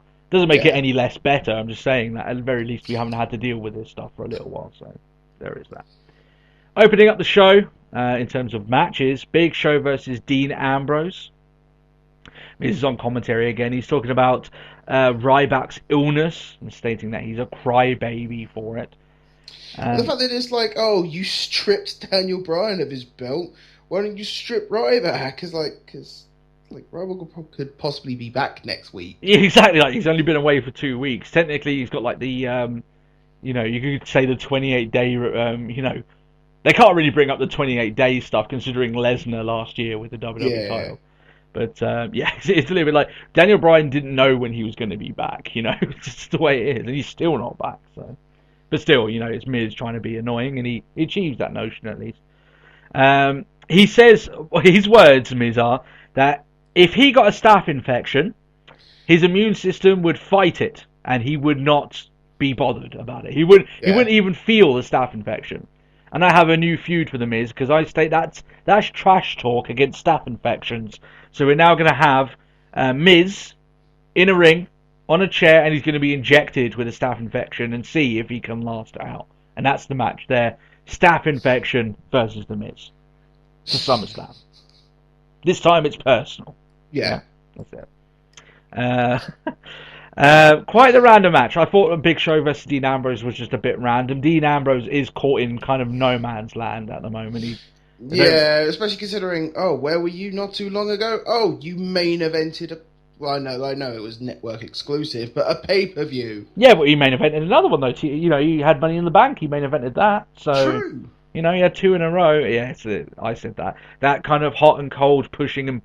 You're really big, so no, we're not going to use you. I do think that hurts people like Ambrose trying to make an impact. So all of a sudden, nah, not anymore. Oh. So Big Show dominates a good portion of this match. Ambrose keeps fighting. He takes a knockout punch while diving out of the ropes and then can't make the 10 count. So Big Show obviously wins by count out there. Big Show then tries to put insult to injury. He tries to spear Ambrose through the barricade, but then Ambrose manages to sidestep out of the way. I don't know where this is going. I thought Big Show's still going towards his IC title match, but I sincerely hope they've got plans for Ambrose because there's star quality there. There's potential. It's just as long as WWE wants to make him a star, then Ambrose will do it. He's got potential. I'd hate if WWE just like, you're not good enough to be main event. We need to bring back guys from like 20 years ago that were decent to fill your slot. I'm being a bit, Undertaker was good 5 years ago. I'm being a little bit, you know what I mean though, right? I think it's indicative that instead of having Brock Lesnar facing the likes of Dean Ambrose, they had to bring back someone as a big, as a big draw. WWE hasn't been able to make a new big draw out of these guys yet, and I think it's down to WWE personally, but there we are. Fandango went against Neville. They're still building up towards this superhero thing, along those lines. I think they definitely want Stephen Amell, the Arrow guy. So they were going to want him involved in that. So they're going to go along there. Neville obviously wins here, quite a quick match, and then you got Stardust on the apron, on the Titantron doing his usual cosmic stuff, as you imagine. Do you know what he reminds me of at the moment, though? It's very Joker. What he's doing, yeah. Yeah. Well, he's got the paint for it, at least, so you can say that. So. Yeah, that is true. Who knows? Maybe you can do it better than Jared Leto. Who knows? But shots fired, I guess. Fuck whether he's as good as Jared Leto. Is he better than Mark Hamill? No. Fuck no. No one's better than Mark Hamill as the Joker. Jesus Christ. Go play the Arkham games, guys, and you'll realise just how good Mark Hamill is as a Joker. There's just no beating him. By the way, he's voicing Joker for the new animated movie they're doing. Killing Joke, yeah. Oh, it's going to be so good. It's going to be so good. Paige is backstage talking to her buddies about, winning their next matches they're going to have. Charlotte. Yeah, Charlotte. Talking about buddy things. Buddy things, sure. Sasha Banks shows up and says the Divas Revolution is about Team Bad. Sasha then goes on and says, I am the NXT Divas Champion. And then Paige says, do you know what's better than that? I was the Divas Champion. Guys, I almost didn't make the show this week. I damn near cried of laughter with that particular statement. No, but didn't she first point out there's what's better is the fact that I was the first? No, well, you're reaching, Matt. You're trying to defend Paige, and she's trying to state that being the Divas Champion. Yes, I'm trying to defend Paige. Why shouldn't I? Because she's the fucking whiny bitch on Tough Enough. That's why. Okay. Yeah. Okay. Yeah. I think you did, but you haven't seen Tough Enough this week, and I think she was perfectly correct to be whiny bitch on Tough Enough this week. I can't say anything because I treated myself. I did watch it, so there we are. That being said, Matt, saved Amanda. She got 17% of the votes. She should have gone. We all know he has a thing for blondes, though. So there is that. Should have gone. If she had brown hair, maybe that wouldn't have happened.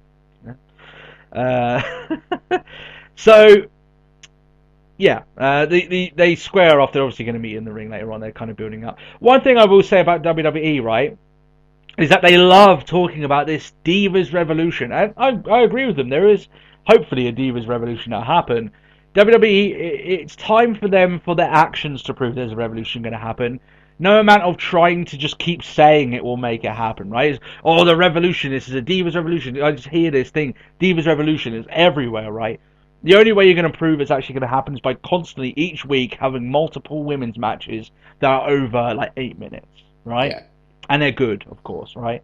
And they are doing it. I'm just saying that hopefully, if they're trying to get this over and they think all we need to do is just brand this as a Divas Revolution, that's the wrong way to go about it. Yeah, so, still. Paige against Sasha Banks. This is arguably one of the all-star women's matches in NXT that we never got to see. We never got to see Paige and Sasha Banks. Not at least with Banks being at the level she is now, I know Banks was around before, but she's far better now. She's almost got the Charlotte effect. She got very good very quickly, Yeah. And also as well, looking at Paige and Banks, they're two of the youngest girls they've got on the roster. And in terms of in-ring ability, Paige hasn't obviously shown it since she debuted, but she is good. She just needs the time. This is a good match between these two. The crowd weren't giving them much at the start. They weren't getting much crowd response, but it's good of a match if they start getting the crowd into it. Do you know the one thing I noticed, though? I noticed a lot of Sasha Banks offering during the match. What do you mean? So, here's my foot. Here's my arm. This is how it's going to go. Oh, yeah. Yeah, it's not telegraphing. Yeah. There was also a time as well where Paige started shouting like she shouted a spot. So I heard that as well. So there is. I didn't hear that. I don't know. Actually, no. I think I got it wrong. It's either her or Cena on a weekly basis. I think this week it was Cena. So I'll give it that. So I'm also going to let him slide this week because he did also have his nose obliterated, so may have something to do with it. So Sasha gets the win here, gets the win via the bank statement. They announce her as the NXT Women's Champion. This is with the victory, by the way. The winner of the match, NXT Women's Champion, Sasha Banks. Yeah. So it's weird that she doesn't have the belt. To me, that's still crazy. I don't understand why she doesn't have the belt with her. It seems odd, I still can't get over it. It just seems so strange, especially as they make a point of telling everyone she is the NXT Women's Champion. So it's a little bit like, okay, where's her title? So, yeah, it's all well and good. Where's the belt? Yeah. It takes. I tell you what, though, Matt. Man, this is going to cause a bit of controversy. Are you ready?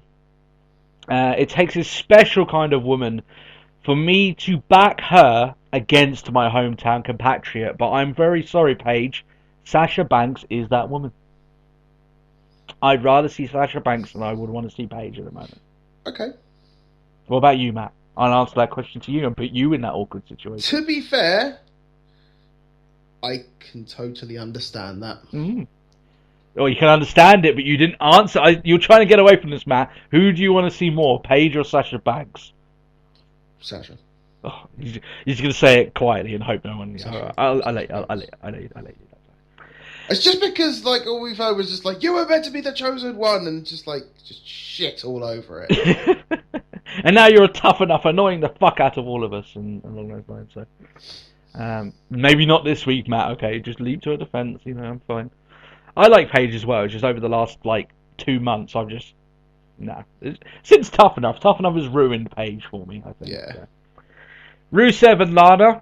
Sorry, Rusev and Summer Rae. It's quite easy to get them, confused nowadays. So, which one is it? I don't even know anymore. The one with the bustier and the one other one. That's the way it is. Yeah. Or the one with the hair up and the one with the hair down, as it were. He tells us that he's smitten with Summer Rae. She healed his soul, Matt. That's very beautiful. Very beautiful. Oh, how lovely. He says he will show American men how to treat a special woman. This is all the same time as saying that Summer Rae knows how to obey. So, a great role model, obviously, this woman is. Do it, bitch! She's in the same boat as Brie Bella. She knows how to obey. Good for her. Well done. Well, good obeying there. Good stuff. I had expected her with his statement, instead of giving her what he did, just to give her a brand new oven and saying, you'll do fantastic with this in my kitchen, of which you will stay the rest of your life in, that sort of thing. Here, it's a new shackle. Do you like it? Let me put it on you now. Exactly. Get your fucking ass back in that kitchen, woman. Something along those lines. So. But no, it's an adorable dog, which of course is scared shitless. He looked like, what the fuck am I doing? Why are all these people here? I want to take a shit. That's what he looked like, Yeah. Rusev wants to call the dog Ziggler. I've got a better name, Matt. Are you ready? Are you ready for this name? I would have gone with Bark Bagwell. Bark Bagwell, yeah. Yeah? Yeah. That's fine. Do you have any dog names you could think of? It took me about half an hour to think of that, so there is that. No, I couldn't think of any. No. Bark Bagwell. I think that's a good one. I'm going to be looking at people now. Some people from the WCW, from a little bit younger than us, thinking, "Who the fuck is that a reference to?" Well, you can find it. It's not that far. His next gift is a headless fish, and he wants to name the fish Lana because they're both the same thing. And this obviously brings out the angry Russian, or angry American playing a Russian, as it is. And she's pissed off. She tells him that everyone can see through Rusev's lies and his attempts at embarrassing her. And Summer says that it's better being her, with her, obviously because she can obey, of course. So women that can obey, all jokes. She is good, bitch. All jokes aside, just a reference to some of our younger listeners. A woman who doesn't obey is far sexier than a woman who does. Let's just say that. Me and Matt know that firsthand, of course. The rebellious women are always the best. Just saying that now. Lana rubs Summer's face into the fish, and I'm wondering, kind of, what the fuck, really? That's it. Eat fish. Sure. I thought it was a bit mindless. Obviously, they're trying to remind everyone that Rusev is actually a heel, despite WWE's heavily mixed messages on whether he is or not. It's kind of strange whether he is every now and then. You know, we said last week the brave Bulgarian, braving the odds against the three evil guys, which, you know, what it ended up looking like in the end. And it's like, okay, Rusev's actually a heel, everyone, so we can actually put that in, you know, in there for it. So Matt, will you obey me? Will you do me the honor of obeying me? No. I kind of want to say no, but then you said that's an attractive thing, so. Yeah. Oh, man, you don't want it. I might fuck you right here and now if you say no. Yeah. Exactly. That's the way it is. Moving away from that Shameless pay-per-view plot. Lucha Dragons versus Los Matadors. Yeah, PTP are on commentary. Titus is obviously doing great. He's given the one line to Darren Young to wow the crowd. Yeah, exactly, and he's doing it great. You know, he's doing great. I thought this was a good match. It came to life once Kalisto kind of got involved, as you would expect. New Day pops out with a sign for Kofi saying "Real Mega Dad of the Year," which, you know, takes away all the attention from Lucha Dragons actually getting the victory. I mean, when you look at it that way, what was kind of the point in New Day coming out? I don't really see. You know, obviously they were trying to get at PTP, but it was like, wait a minute, you're doing a match, but the whole point of this angle was to try and do light on PTP versus New Day. It's like, why wouldn't you have just done this somewhere else? Let Lucha Dragons get their win. They need to be built up. And Nope. No. Why would we do that? We just want to be a dick now. They're still being criminally underused, by the way. Whoever is the person making the ideas that Lucha Dragons shouldn't be on each week, they should be arrested. We should find out who it is and arrest them. Yeah, I'm fairly happy with that. Bray Wyatt comes out with Luke Harper. Wyatt wants to tell the children of the world that their parents have been lying to them, and their parents do not love them. Except for Hulk Hogan, who loves his daughter maybe a little bit too much, and not wanting her to have sexual intercourse with a tiny black man. But he didn't elaborate on that particular fact, of course. So there is that. Bray tells us about a pet he had. He was loyal and caring. He tells us this dog wanted to explore, and he let him, and he came back a changed animal. And he was Dog Ziggler. Dun dun dun! With a scar that ran from his eye to his nose. Yeah. So, Dog Ziggler. Or maybe it was Bart Bagwell. We don't know yet. We're still struggling, and we're using all of our resources, myself and Matt, to find out the identity of this dog, whether it is Dog Ziggler or Bart Bagwell. We don't know yet, but I'm sure we will soon. I'm sure we will. Yeah. Or maybe it's another one. Maybe our fans need to come up with their own dog names, and maybe it was one of them.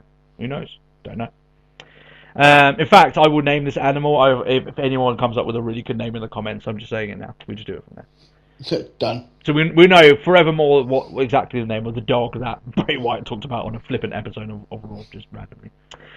This is all obviously regarding Luke Harper. He's basically using it as a euphemism. Harper tells us that there was a time where he was without purpose or meaning, and I would say the mid card is like that, to be honest. And that we are the reason he was like that. Yeah, but like I said, the mid card is without purpose or meaning. I mean, ask the future of Kevin Owens. Sorry, Matt, I had to. Sorry. No. No! No! You were the chosen one. Yeah. I thought this promo was alright. I actually had character development for Harper, at very least, and at least it took a crack at explaining why these guys are back together rather than just them randomly being together again. So yeah, fair play. No, I'd say it's alright. But then, to be fair, we're like, oh no, we shouldn't really be so shocked. Wyatt cut a good promo. What a shock. He's good. The thing is, though, is that the majority of the time, I mean, the word I've used for him is inconsequential, right? I actually thought at the very least this had some meaning to it, right? It explained things that had happened. It's character development for Harper. It's everything that I've been harping on about. Get it? I've been going on about. It's quite funny that in literally one promo they did more character development than the entirety of Bray Wyatt's had maybe in 6 months. So true. Still, Nikki Bella and Alicia Fox versus Charlotte and Becky Lynch. As you said it before. Oh, it's not Charlotte, it's Paige. Is it? No, it's Charlotte. Is It's it? Charlotte. Oh, okay. See, you're making me think I've got something wrong. Why are you laughing, damn it? Like, just the pure laughing of just sort of like, you're fucked. Oh, yeah. Nikki Bella and Alicia Fox. Yeah, it's a little bit, yeah. Yeah, you said earlier on the podcast that you said that Lynch has probably been the least featured of the NXT girls. No. I was just wondering when Lynch is going to get her singles. Yeah, I hope she gets it. Hopefully she gets it next week, because she hasn't had it yet, so... Also, it's because I really like her entrance music. Yeah. I tell you what, though, Now, Matt... if I can't get my Sami Zayn fix, I think Becky Lynch is probably the closest entrance music to it. Yeah. And the fact that it was that really cool moment where she made herself in NXT and all the fans were singing her entrance music for her. That's always a nice moment. I tell you what, though, Matt, I get the feeling Vince and Kevin Dunn hear her accent in promos, and they were going to decide, fuck that, we don't want Lynch featured nearly as much. I think they will decide that soon, because it's just the way that Vince and Dunn operates. You know, they're just going to be like, no. It's like, why does she not have a shillelagh? Yeah. Where's her clover? It's bad that she was wearing green this week, and I automatically thought they're going to start dressing her more Irish, even though she had done fantastic strides to get away from the fact that she was the Irish gimmick when she first got into NXT, you know, so there is that. By the way, attaching the Irish gimmick to her is an easy way to kill the momentum of Becky Lynch, so there we are. Charlotte, as we said, beacon of excellence. She's doing brilliant here. Alicia Fox goes for the roll-up pin, which obviously, as we know, is the most devastating finishing move in wrestling history. But Matt, it's a shock turn of events because Becky Lynch reverses it. Work. She uses the disarmer from the roll-up pin and makes Alicia Fox tap out. Now, I'm sorry, Alicia. That move is tried and tested. You must not have used it correctly. That is the only feasible reason you didn't win the match. Yeah. The only feasible... It's the most devastating finishing move. It's the only way. She must not have applied it correctly. That's the only... I almost couldn't understand for a minute. Either too weak of a grip or not enough leverage. Yeah. You were at fault here, Alicia. Yeah, it's not the move. The move is excellent. We know that. It's Alicia Fox's fault. She didn't use it. However, she still does a very beautiful Northern Light suplex. That is a fucking sexy Northern Lights. I will always give her that. But if there's one thing we can take away, she suplexes well. Yeah. This match was good though, and you know the fact is that you've got two fairly decent Divas matches in one night. That's good for me. And we've been having that consistently though. Like since this Revolution, like we've been having a lot of Divas matches, but it's not even been like, oh great. It's not like, oh, we're going to get two Divas matches, and it's not like the Divas of 3 years ago or 2 years ago. We were just like, why? Yeah. Now it's actually, we're having two Divas matches, and it's ones that I give a shit about. Yeah, I mean, like I don't know when to piss. Yeah, exactly, right? You're waiting for Seth Rollins to come out midway through the show for like his rambling on. You think you can probably get it done by the time he's finished. That's our new piss break now, so... or maybe we're just going to have to hold it in over 3 hours, which I heard that isn't too good for, you know, that's shameless right there. That's the shameless pay-per-view plot. Let's move on, I think. Let's move on. Kevin Owens versus Randy Orton. I feel like Matt should be Kevin Owens' star-crossed lover, just sitting and watching heartbroken as he realizes that there's absolutely no plan for Kevin Owens. Sorry, am I hurting you too much? Yeah, you can let me down. Yeah, I'm sorry. I kicked you while you were down there a bit, didn't I? It hurts me too. There's that. I know. It's like, but why? I don't know why, because fuck it. I've got a song for you, Matt. Are you ready? Sorry, I have to bring this up. Are you ready for my song? Okay. I find it kind of funny. I find it kind of sad. The dreams of which he's jobbing are the worst Matt's ever had. I find it hard to tell you. I find it hard to take. Kevin Owens is mid-card and it's a very, very Vince world. Is that sad? Did you like that? No? It's, yeah. No. I'm sorry. They had a decent match, these guys, I thought. You know, not obviously up to as you'd expect, though. Yeah, as you'd expect. It looks like Orton has the upper hand, and then Sheamus decides to, kick him in the head with a... You know what? I'm bro still kick. not done with this rivalry. Bro kick. I don't think anyone's, clamouring for another Sheamus-Orton match, by the way, but it seems like we're going there, so... Yeah. Cesaro goes for the save. Someone thinks we're foaming at the mouth for it. And it's just done. It's like, they want it. They want it again. No, we don't. We never want it again. That was sarcasm, Kevin. They want it. Yeah, something like that. Cesaro goes for the save. He gets pop-up power bombs by Owens, and then he stands toward the end. And I'll tell you what, Matt, it doesn't take Teddy long to smell there's a tag team match coming. Tag team match on SmackDown, probably. Holla, holla. And it'll probably happen on Raw again next week, so that's the way. Yeah. Renee Young is backstage with Cena. Renee asks him, what happens if Seth beats him tonight? And Cena replies, well, Vince will never make that happen. No, he says that. And Cena replies with, really, Renee? Yeah, really. And he says that he'll find out if Seth is as good as he says he is, or he'll prove that the real champ is here. There's actually so many underlines to this feud if people want to construe its true meaning. It's kind of ridiculous. Me and Matt could speak for hours about the multiple meanings this match could have, but we don't have hours. In fact, we've already been talking for near on 2 hours, and we need to wrap up soon. So, John Cena versus Seth Rollins. This is the end of the show for the United States Championship. And if a Cena versus Rollins match is what WWE are going for at SummerSlam, and it certainly seems that that's the way they're going for, despite, the injury that happened in this match. It still seems like that is still what's going to happen. Yeah. Giving us this match with a clean finish weeks before the pay-per-view is pretty counterproductive. We've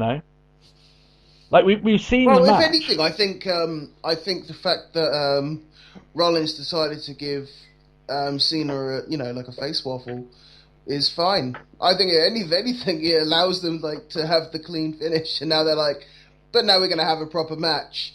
Why? Because you busted my nose, you bastard. Yeah. I think this match is obviously set up to at least give Cena a shot at the title at SummerSlam. I think that's probably what's going to happen.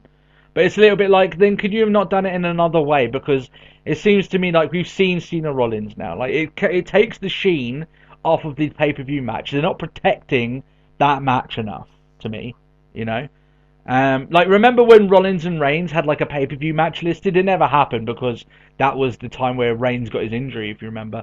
But they had the match on the Raw the week prior, and it had a clean finish. Oh, the one where we literally spent ages raging about that as well. Yeah. And it's and the match never happened. Oh, okay. But, it was going to happen. It was only because Reigns had got injured. They were still planning on doing that match. So, it just, you need to protect your end game. And it's they're giving us the match already. I don't agree with that. I don't like it. Cena gets his nose broken here, as you'd have seen the pictures, obviously, by now, if you haven't. Do you know what the thing is? It was quite gentle. It obviously wasn't gentle. Yeah, it clearly wasn't, no. It's not I was expecting, I watched this match after finding out, but it's just I was expecting, from a splash into the corner or something, and it's nope. He just decided they were having a to and a fro with the punches, and he decided, you know what, grab head, raise knee. Yeah. It just shows you that, there's a reason why MMA fighters do knee strikes, because they fucking hurt, right, if you do it. This wasn't obviously meant to do it, but it did, it did break his nose. And when I say broke his nose, that's kind of an understatement. It kind of moved his entire nose bone to the other side of his face. It was gruesome. And like I said, I was going to do a warning there that, guys, if you haven't seen his nose, don't go looking for it. It's not fun, right? It's not a good picture to see. To be perfectly honest, you can just tell. It was from the impact where he drops down. It's that was the moment, but then he gets straight up back up. It's that was definitely the moment. Yeah, because it's not even oh, maybe it's not broken. What? Yeah, it's as in the blood is already streaming down it. I tell you what, fair play though, as you said though, because he got straight back up. He continued the match. Carried on. He did the whole match. Yeah. Yeah. Yeah, we give props to other guys just because he's Cena, and we may not agree with a lot of the ways that WWE wants to protect this guy. But he must have hurt. He must have been hurting. Matt, you've been there before. Remember when I've got this is a badly broken nose. I've had a badly broken nose as well. I still have the mark on my nose where it broke, right? Yeah. And I'll admit it. I wasn't man enough to continue. I was playing a football match at the time, and I was like, no, I can't carry on, right? And because what happens with it is when you get a broken nose, it's not just your nose, your eyes, they start fucking up as well, right? Your ears start messing up, right? It's your entire area, right? And you're dazed, your head doesn't know where you are, you feel like a little bit concussed. It's awful, right? It really is. But fair play to him, he carried on, and he was just as safe after having his nose broken as he was before it happened. So, gotta give him props, man. That's tough stuff. And they weren't lying on commentary when they said Cena is tough. He is a tough guy. I've never said he isn't tough, you know. And I don't have a problem with Cena. It's just the way WWE and Vince like to use him. That's the issue I have with him. He makes Rollins here tap out with the STF for the clean victory. Like I said, I think this will set him up for his title shot at SummerSlam when they go for the WWE title, because obviously they won't be doing the US title match at that point. So they're going to have champion against champion, John Cena against Seth Rollins. And I will say, guys, all the things I've said before about Rollins needs to be like worried about his future when he's involved with Cena.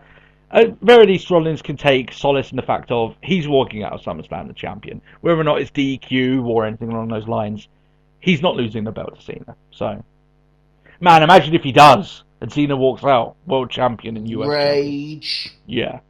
Just such rage. They'll be booing into the Lesnar Undertaker match. That's what they'll be doing. Because Taker Lesnar is finishing that show.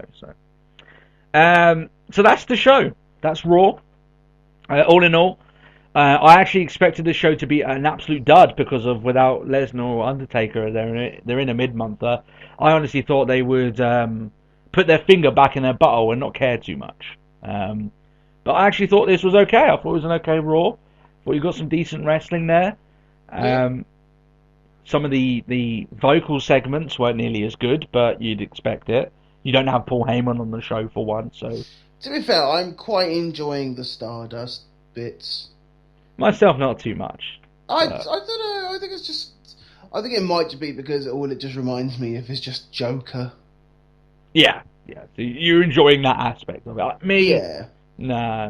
Well, I think it's probably just because they're pulling hard on the fact that it's like they're trying to be like a comic book. Like, so obviously where the cover art of Be My Hero. Yeah. I look, I think it was Enrique Iglesias, by the way. You can be my hero, baby. That's the second song I've sung on this, by the way. Be my hero, never. You can hopefully give me some pain. I don't know. Red Arrow? Stuff. Yeah. The thing is for Neville, I think that's awkward with that, is that I do think that Stephen Amell will want to wrestle. I think he will want to have a match. So like, either they're doing it really smart or they're just shooting at nothing. Because I saw someone, I don't know whether it was a retweet or something, but it was just actually Stephen Amell. It's like, I don't know why they keep referencing me. Yeah. Well, clearly he's no, it's clearly a work. Yeah, it's a like, work. Why do they keep mentioning me? But I mean, he's making stuff saying like a red arrow or whatever arrow, maybe a green arrow. Yeah. So, I mean, he's playing up though because he said on his Facebook stuff like, "Oh, should I be true to like my 12-year-old self and wrestle a match in WWE even though I thought I'd never get there and stuff like this." You know, he's playing it up in his own way. So they're going on that. Or maybe they'll just have him in Neville's corner. I mean, that's what I think they will do, but still, we'll see how it goes. So yeah, that's the show this week. We got a lot of interesting parts there. We actually run through Raw very quickly there this week. Let us know if you do want us to abandon the not covering every segment of Raw. It is something that we're thinking of going up to episode 100. We're going to be tweaking some parts of the show. I mean, myself and Matt have noticed that the Raw part hasn't been as much featured, going forward. Let us know what you think about that. If you're new to the show and you did enjoy it, you can hit that subscribe button. You can become one of our almost 350 subscribers onto the show. If you want to follow us on Twitter, it is at TalkWrestlePod, and that's where Matt plies his trade under 160 characters. I think is it? Did I just get that right? Is it 130? 140. Would you give that to me? I was pretty close. Come on. Yeah, I suppose so. All right. You don't. See I mean, that's a difference of an ampersand or just and. Okay. So yeah, So sucks a pain in the ass. yeah. Also, if you want to ask us any questions, do it grammatically correct? grab a Nazi. Did you know the guy who wrote Hitler's speeches was a grammar Nazi? Hey. I don't know why I like that joke so much. It's some people could find it offensive, I guess, but still. Hey. My granddad died in Auschwitz. I mean, he was drunk and fell out of his guard tower, but there we go. What? Right, you've got to tell us this story at Is that true? You're not fucking with me. No, it's a joke. Really? Oh, that's such a shame. That would have been brilliant. I was going to get you to tell us fuck it, you can tell us the story anyway. You have to make it up now. So, you can tell us the story in a couple of episodes. Thanks a lot, guys, for watching. If you do want to leave us any questions, you can leave them in the comment section below, or you can tweet us at TalkWrestlePod, as Matt so eloquently tells us each and every week. But apart from that, we hope you enjoy the show. We hope you can share it to your friends and family, and we hope that you'll catch us again next week, and we're ever closer going to some big announcements at episode 90. Some interesting announcements leading to our 100th episode anniversary, so that'll be quite a big deal. So, anything else you'd like to wrap up with there, Matt? Any plugs that you might want to make? No, I think that's about everything. I can't think of much else. We are out of here, guys. We are gone. We are going to go play some Dirty Bomb, and that is a game. That's not just, a euphemism for anything. We hope you guys enjoy your week, and we hope you enjoyed the show. Have a great time. We'll catch you again next time. We'll see you soon. Night. Bye. Night. That's weird. Bye. No. Night.